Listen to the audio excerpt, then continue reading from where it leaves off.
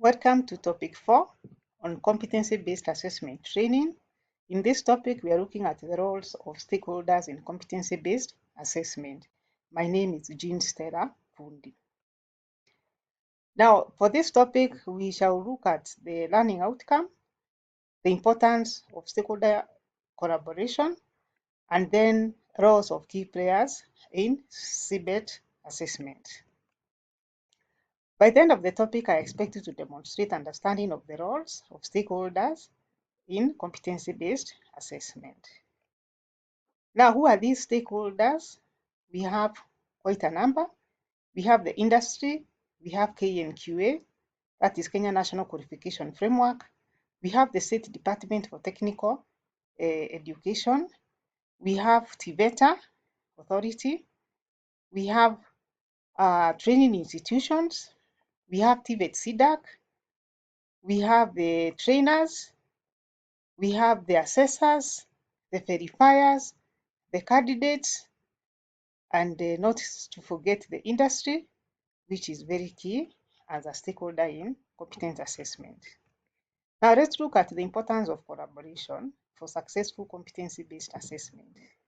Number one, it ensures relevance of training and assessment. Industry involvement ensures that we align training with the labor market demands.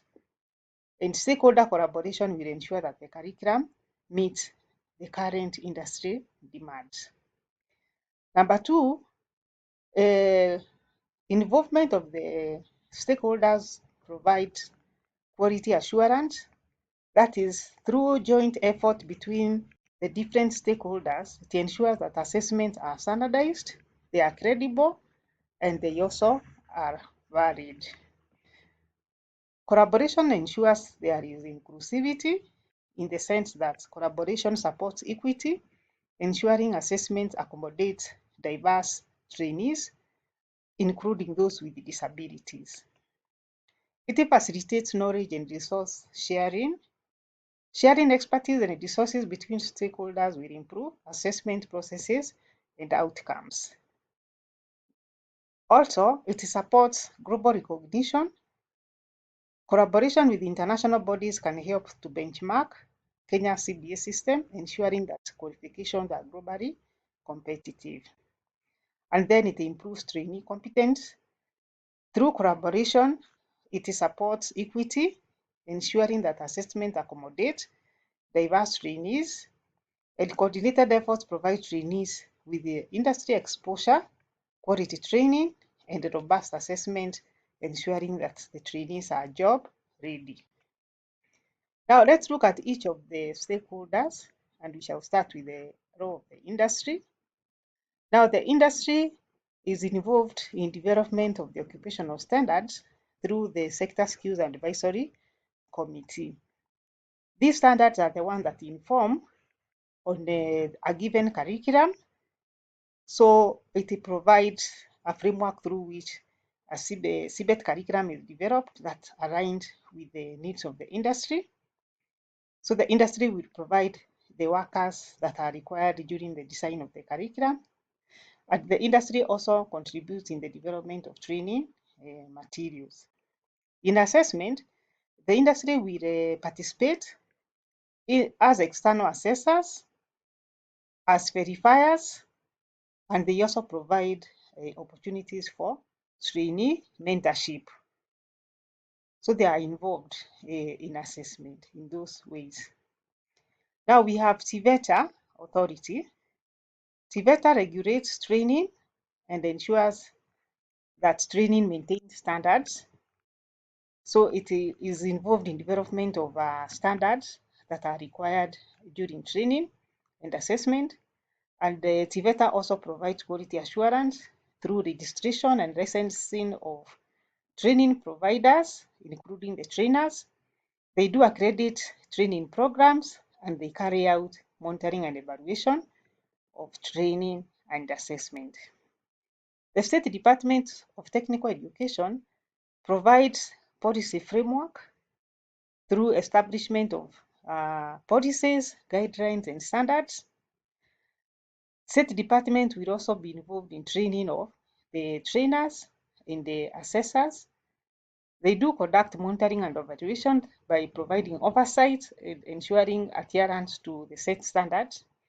They promote equity and inclusive assessment for diverse trainees, and they ensure that CBA matches the global best standards through benchmarking with international standards.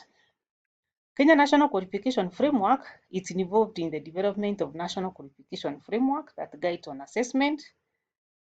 It assists in the facilitation of qualification, equation, and credit transfers, and providing exemptions, and then ensuring that the qualifications are internationally recognized. Most importantly, we consider the qualification framework that helps us to guide during certification of the trainees. TVET CDAC, it has a responsibility to train on CBET curriculum development and assessment for trainers. It develops, reviews, and validates CBET that is developed. It is involved in accrediting assessors and assessment centers, and it is also involved in coordinating assessment and maintaining of the trainee assessment records. Now, for the training institutions, they are involved in conducting training needs assessment that can be used to inform on upcoming new CBET programs. They provide accredited staff, tools, and materials for training. I ensure that we have sufficient training materials for implementing the programs. They develop or acquire training materials, and they award competency certificates in conjunction with the stakeholders. Trainers, who are also internal assessors, guide trainees in delivering competency units. The trainers also conduct assessments and make decisions regarding the performance of the candidate. The trainers also store evidence and reports that are required by the internal verifiers, and they advise unsuccessful candidates on a reassessment in case they are considered not yet competent. Now, the internal assessors, in assessment, they are involved in continuous competence evaluation during training, that is formative assessment. They are also involved in monitoring of internal, they are involved in monitoring as internal verifiers. They conduct assessment and compile assessment reports. They communicate progress and advise candidates on retraining for reassessment. Then we have the candidates who are also the trainees. They agree on assessment plans, especially at the beginning of the term. They do prepare and adhere to the assessment rules once provided, and then they prepare and adhere to the assessment rules during the assessment process. External assessors, whom we said can be derived from the industry, they conduct evaluation as external experts. They provide feedback and follow-up reviews on assessment process, and they also conduct on-site visits for the assessment centers. Then we have verifiers. Now, internal verifiers, who sometimes can also be the internal assessors, they do monitor on-site assessment practices. They resolve disputes arising from assessment, and they can aid in supporting and advising assessors. That is internal assessors. The external verifiers, they ensure quality and consistency in assessment. They do support testing centers and advising on improvement and maintenance of verification records. Now, we have been looking at the importance and the roles of key stakeholders involved in competence assessment, and we have seen that this collaboration is very essential for the success of competence assessment. The coordinated effort of the various stakeholders ultimately results in a more robust, inclusive, and globally competitive competency-based assessment methods.